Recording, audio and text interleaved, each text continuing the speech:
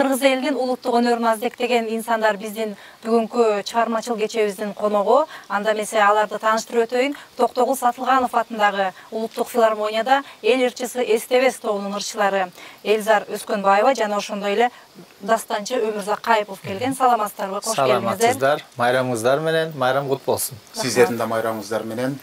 Мынакей бүгүн 7 каналдын ушул Нооруз майрамына карата уюштурган иш чарасында куттуу дастаркондо жолугуп атабыз. Алгач дастаркондонобуз дейиңиздер сүмөлөктөн. Бисмиллахиррахманиррахим. Нанос дейин деп атпайм, биринчи сүмөлөгөбүз дейли, анан нанос дейли. Бисмилlah.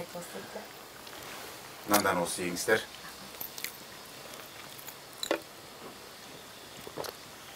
Сону керемет сүмөлөк болуптур.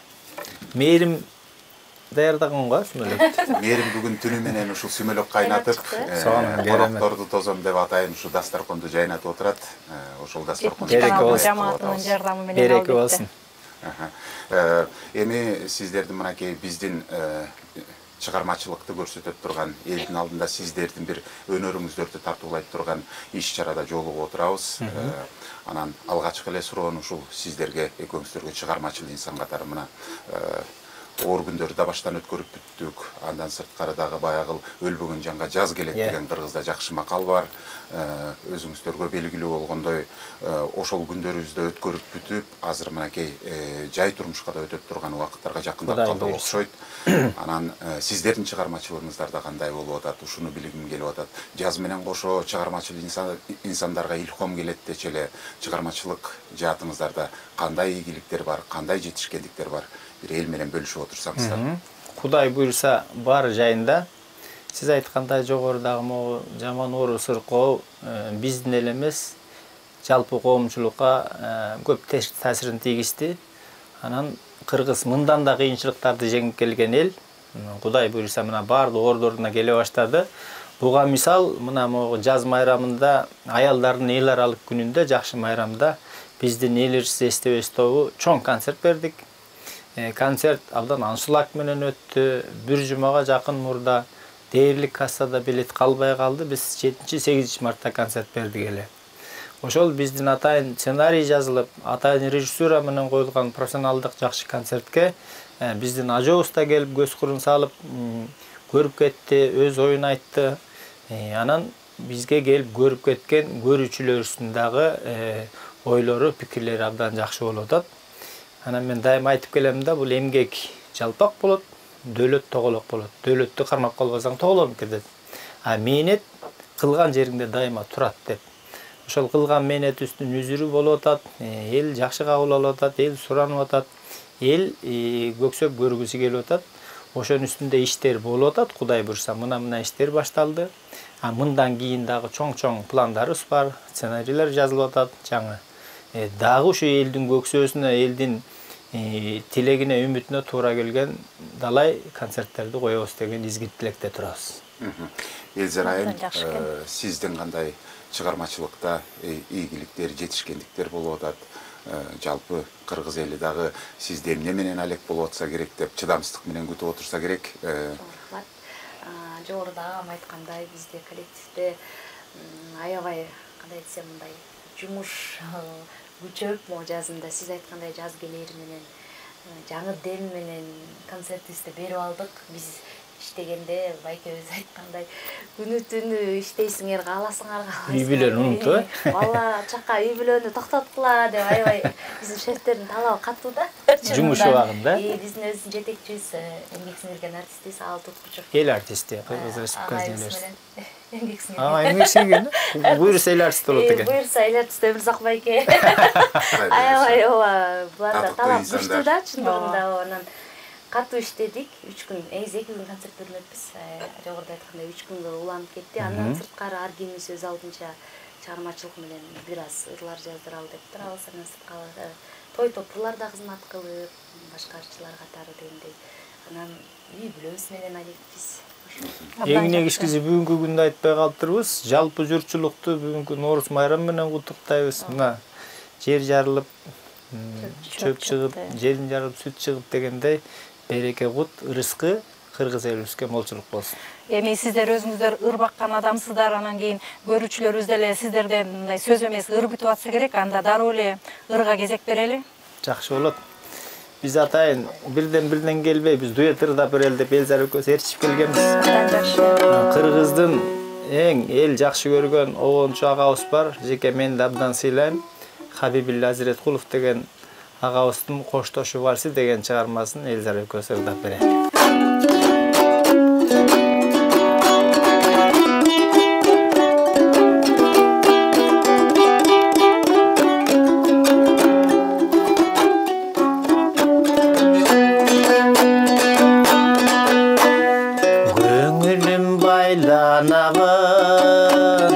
Gözgө жашайланабы, колумду кое бербей, кош дедин кайрадагы, кайрадагы.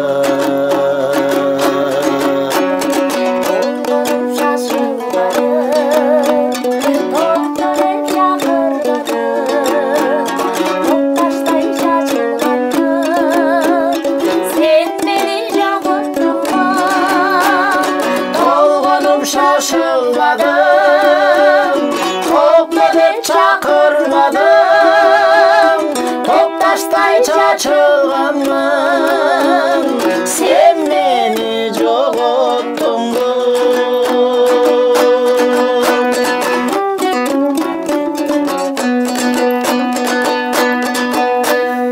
Aytpadım namız barın, akırın alыстadın.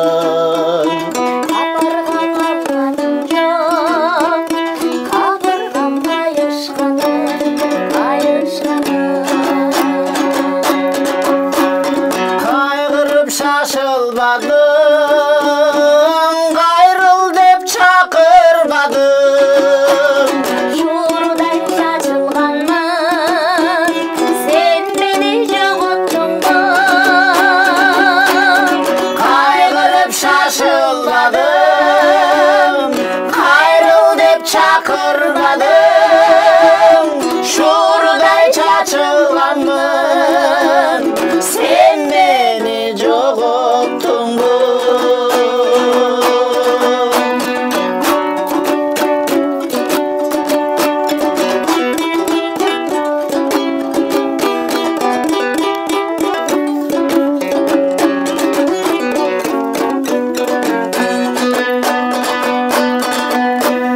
Güymenip basıp aram, gün menen batıp aram, gün çıkar gayra gayray, men çıkpayım batıp aram, batıp aram. Karmalıp şaşılmadım, qaytkın dep çakırmadım, yıldızday çaçılganmın, sen beni jogottun bu.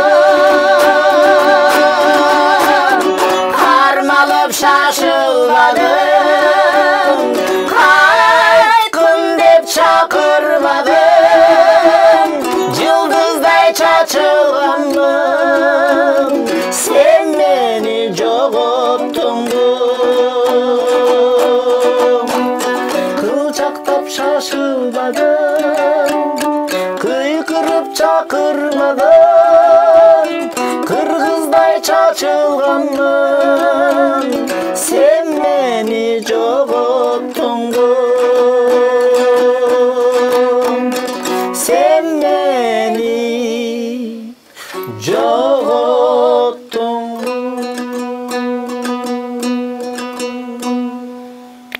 Barakelde. Ой, баракелде. Үнүңүздөргө береке. Абдан сонун чыгарманы тартууладыңыздар. Биздин телекөрүүчүлөрдүн дагы кулагынын баягы эмеси кунарганып, бир жакшыраак окшойт сиздерден. Рахмат. Андан кийин эле ушул Өмүрзак мырза сизге кайрылгым келип турат. Анткени өнөр адамдарынын ичинде дастанчылык өнөрдү аздектеп жүргөн инсандардын бирисиз. Бул дастанчылык деле баардык ырчылар дайыма өзү менен бир катар алып жүрө бербейт экен. Анан ошонун ичинде сиздин дастанчылык өнөрүңүзгө дагы өзгөчө басым жасап, коомчулук дагы аябай жакшы баасын берип жүрөт. Ушул өнөрүңүздү бир сөз кылсак деп атам. Бул өнөрдү кантип өзүңүзгө мындай кошо алып кетип атасыз? Кантип ушул дастанчылык өнөргө кайрылып калдыңыз? Менин бала кезим мен баштап ушундай улуу сөздөрдү, улуу чыгармаларды ал эмес, атам менен апам көп конок тосучу үйгө. Эгер ошондо сөзмөр кишилер келсе, өнөрпөз кишилер келсе, мен дээрлик балдар менен эшикке чыгып ойнобойт элем. Анан кыргызда мындай да бар эмеспи? Улуу менен аралаштырбай балдарды эшикке чыгып тургула деп чыгарып коет. Бирок так ушундай боз үй болор эле биздики. Үйдө дайыма коноктор болор эле. Ошондо жакшы сөздөрдү сүйлөп, же жакшы өнөрпөздөр келген учурлар болгондо мен сөзсүз үйдү айланып гана ойночумун. Угулуп турат да үй иштегидей эле. Ошолордун жакшы сөздөрүн, өнөрлөрүнө дайыма күбө болчумун. Айтайын деген мен жүрөгүмдө бар окшойт ошол нерсе. Бала кезден ошондой сөздөрдү угуп чоңойдум. Мектепте анан ушул өнөрдү аркылаганга аракет кылдым. Ошондон бери аракет кылып ырдап келатам, бирок кандай болуп атат? Болбой атабы, ага эл күбө. Анан бүгүнкү күндө ушул дастанчылык өнөрдүн колуман келсе, келбесе дагы алыстабай ошол өнөр менен жашап келатам. Сиз туура айттыңыз. Ырдаса болот. Ыр деген 3 куплет, 4 куплет да жеңилирээк, жаттаганга дагы, обонун жаттаганга дагы. Бирок анын өзүнүн кыйынчылыгы бар, бирок кыйынчылыктарды тез жеңизе болот. Ал эми дастанчылык өнөргө келгенде бул бүтүндөй бир китеп. Мисалы үчүн Курманбек эпосун алалы, же Олжой менен Кишимжан эпосун алалы. Буларды эгер баштан айгырдай турган болсоң 3, 4, 5 саатка чейин кетет да, бир китеп баштан айгырдаса. Анан ошонун баарын жаттап, ошонун баарын окуялары менен жүрөгүңө сиңирип, анан ар бир сөздүн түбүнө түнөп айтпасаң, бул чыгарма угуучуларга жетпейт да. Ошондой эмгекти талап кылган өнөр бул. Ошон үчүн көпчүлүгү ырдап, баягы тез-тез өздөштүрүп кеткен ырчылык өнөргө көп көңүл буруп, дастанчылык кичине унутта калып калгандай да. Айтайын дегеним, биздин бардык ырчылардын мүмкүнчүлүгү бар. Дастанчылык өнөрдү аркалап, ошонун апогейине жеткизишке. Болгону кичине убактыларын коротуп, көңүл буруп аз болуп атат деп ойлойм. Бирок аккан арыктан суу агат, кыргыздын келечеги кең. Сонун кыргыздын дастанчы уул кыздары келечекте тарбияланып чоңоет. Эми Өмүрзак мырза, мына бүгүн эфирде майрамда Норуз күнү келип отурасыз. Анан телекөрүүчүлөрдүн алдында дагы мен кечирилгис күнөө болуп калат болуш керек. Эгерде сиздин оозуңуздан бүгүн ушул жалпы элге бир кайсы бир дастандан сиздин оозуңуздан бир үзүндү угузуп койбосо. Кандай дейсиз? Дастандардан ырдайм, же ырдап берейин? Дастандардан берди. Эфириңер бүтүп калбайбы? Жок, үзүндү айтыңыз.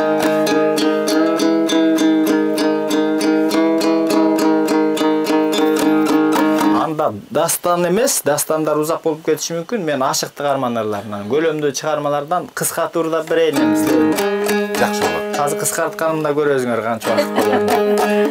Эл тажабай угат. Сиз бул Жеңижок атабыздын чыгармасы, Көксулуу деген керемет чыгармасы бар.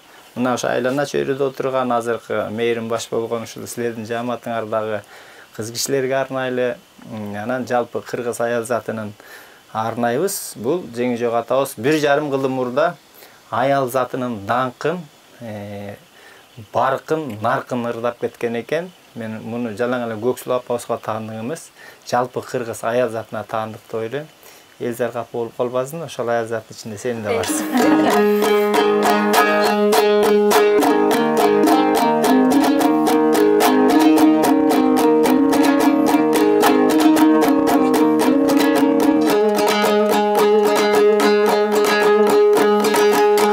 Aşıkmın sizdey perige,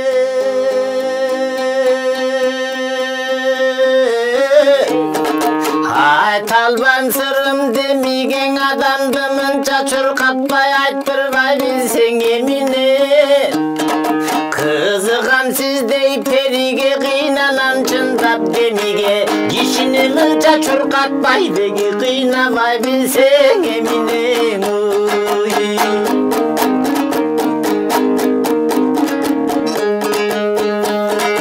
гүлгөндө гүлкүн күмүшүн гүлгүндө кыздын гүлүсүн күйүткө түшүп жүрүшүм гүлгүнүм айтчы ким үчүн күйдөрүм такыр үзгүм жок күйгүзүп сүйүмүтүн жарк этсең гүлгүндөй күмүшүн жайдары кыздыңдөй гүлүсүң жалынга түшүп жүрүшүмдө жалым айтчы ким үчүн жаныңдан асты чыккым жок олдо жан кызып сүйүмүтүн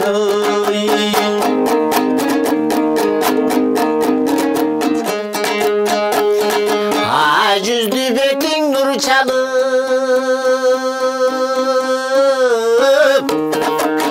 азилиңдиң ойлосом айылымда жатпайм тынчалып алтыным чачкан жарыктан айланам көрккө курчалып ашыктык иштин айынан мен азапты тарттым дой мынчалып күн жүздү бетиңдөй нур чалып күлгөнүң эске түшкөндө мен күнүгө жатпайм дой тынчалып күлгүнүм чачканду жарыктан же күнгөйлөр көрккө курчалып кызыктын иши курусун деги кыйноон эле тарттым мынчалып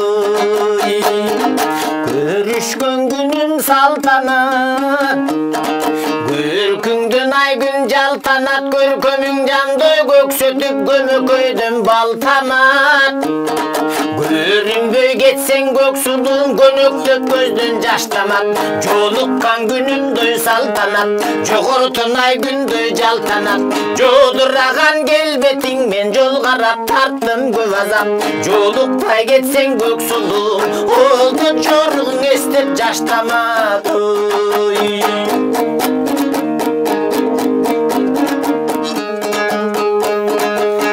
ажарың жанды сусаткан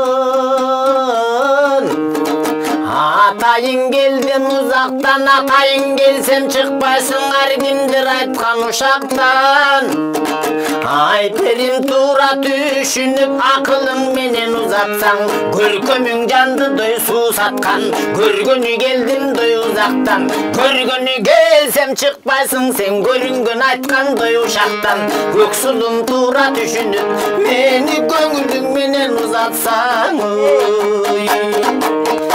бете келүүдө белдейим белги берип чакырсаң сенин белгиңе неге келбейин көбүргөндү жердейим көңүлүң менен чакырсаң сени көргөле неге келбейин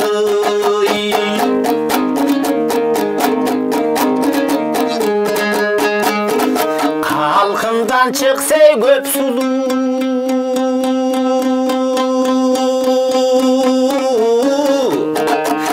алем кашкара чачтуунун калтары сенсиң көк сулуу кара жаага акынга канчалык айтсаң эп сулуу элимден чыкса дой көп сулуу эндиксиз сулуу кыздардын эркези сенсиң көк сулуу энчилеп берген до табият эс акылыдой төп сулуу эптеп айткан акынга жең эки күнөң айтсаң эп сулуу аябай сага жарашкын ак седеп таккан чыптамаң ак көйнөк чөң келет саң ак кудай көлдө купканы адамда жок сулуулук арнаган экен кудурет атайлап берип бүт сага көйкөлүп сонундой жарашкан көк седеп таккандой чыптама көк шайы көйнөк кийинсең көгөрдүк көлдө купкана коштогон экен кудурет олду кош колдо берип бүт сага дебеле жеңги жагатабыз күн түндө урдай берчү экен да эфириңер бүтүп калбасын деп үнүңүзгө береке абдан жакшы кылдыңыз жакшырдыңыз чоң рахмат эми жеңи жок деле барпы деле сизчелик ырдаса керек сиздей болсо керек ал кишилер океан болсо биз бир тамчы ошолордон сабак ошолордун ырын уланткан сиздерге дагы чоң ыраазычылык кылдык рахмат анда Элза айымга дагы бир кезек берели сонун мукам менен угуп калалык сөзсүз да келе Айтебей салкарыгандан кийин эми мен да бир күлөтүп коеюн. Сонун керемет чыгармалар. Чынында ушундай залкар адамдар менен биз кесиптеш болуп калганыбызга, бир заманда иштеп замандаш болуп калганыбызга сыйынтынабыз. Бар болуңуз. Анан момундай керемет боз үйдүн ичинде нукура кыргыздын жашоосун ырдаган кандай керемет, Эрге Ордап атабыз. Мен анда барып атабыздын өзгөчө музыка берейин.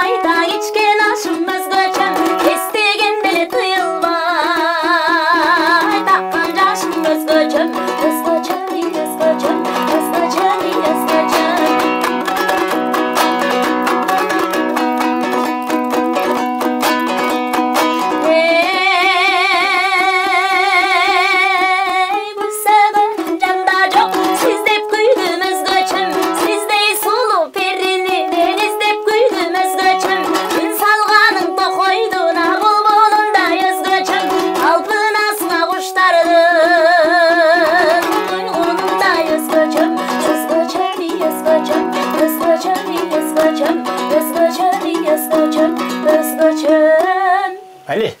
Дали. Өнүңүзгө береке, сизге дагы. Эми мынакей ушул шаң тартылап отургандан аразында эле Өмүрзак мырза, сизден дагы бир ушул тамашалуу ырларды дагы эне жеткирип ырдаганыңызды билебиз. Анан ушул акыркы сизден ушул ырдап атканда бүгүн телекөрүүчүлөргө көңүлүн көтөрүп, жакшы бир тамашалуу ырларыңызды берип тартып. Кыргызда шумдук керемет чыгармалар көп. Ошонун бири бул лирикалык чыгарма экен. Эми Жеңе деп аталат. Атай атабызга таандык чыгарма. Бул илгерки саптар. Бирок ошол убакта ушундай жакшы майрамдарга ылайыкталган той топурда жеңелерге тийип ырдаган керемет чыгарма болсо керек. Ошо Атай атабыздын Жеңе деген чыгармасынан. Жеңелерибизге арнайын. Мээримди жеңе кылып алайын.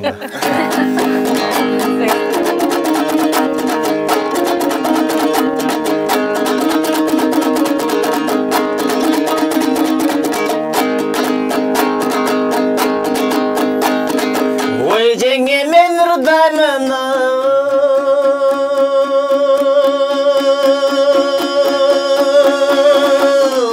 Аргандай жайгы таңы суга салгандай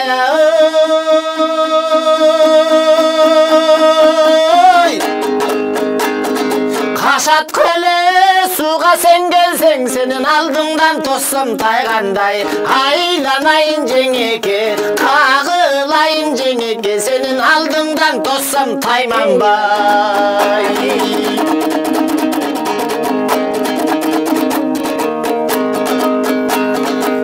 Жеңе жаштыкка зырынды ырдайды жанымдагы күйүп жыргалыңа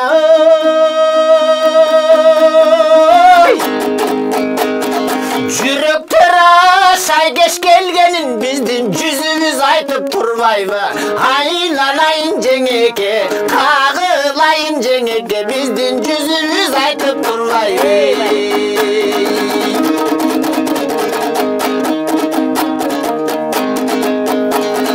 Ой, жеңе, мен ұрдаймын,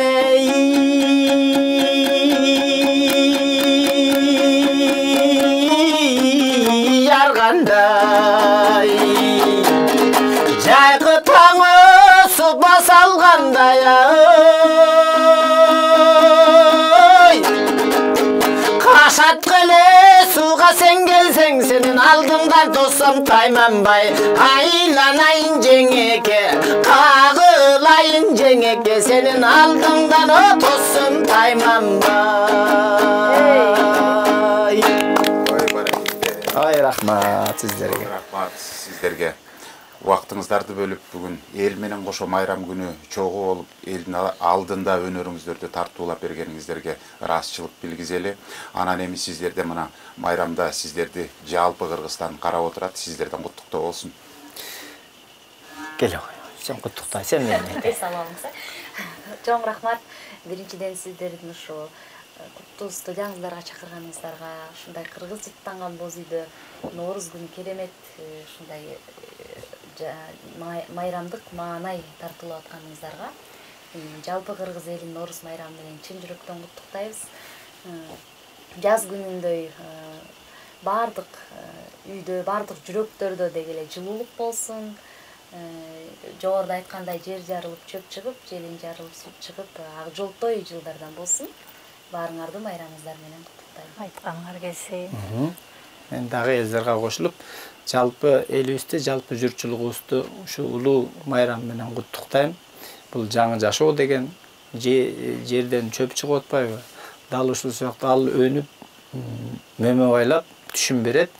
Ал түшүм жалпы элге, жан жаныбарлардын баарына пайдасын тийгизет экен. Дал ошол сыяктуу ар бирибиздин кылган ишибиз, ойлогон оюбуз айлана чөйрөгө, жаратылышка, анан эл журтубузга пайдасы тийген жылдардан болсун. Дагы бир жолу майрамыңыздар менен куттуктайбыз. Рахмат, сиздердин да майрамыңыздар кут болсун.